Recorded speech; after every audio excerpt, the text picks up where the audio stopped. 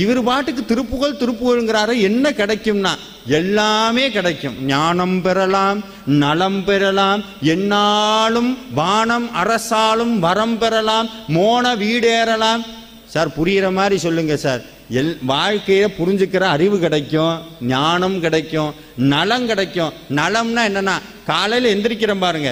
காலையில் எந்திரிக்கும் போதே உண்மையாலுமே ஆரோக்கியம்னா காலையில் எந்திரிக்கும் போதே எப்பா முடியலை அப்படின்னு எந்திரிக்காமல் இருந்தோம்னா அதுக்கு பேர் நலம்னு அர்த்தம்.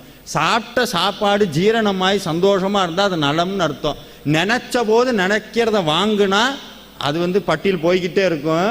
திருப்தியாக இருக்கிறது, என்னைக்கும் திருப்தியாக இருக்கிறது. அது சொல்கிறார் எல்லாமே கிடைக்குங்கிறார்.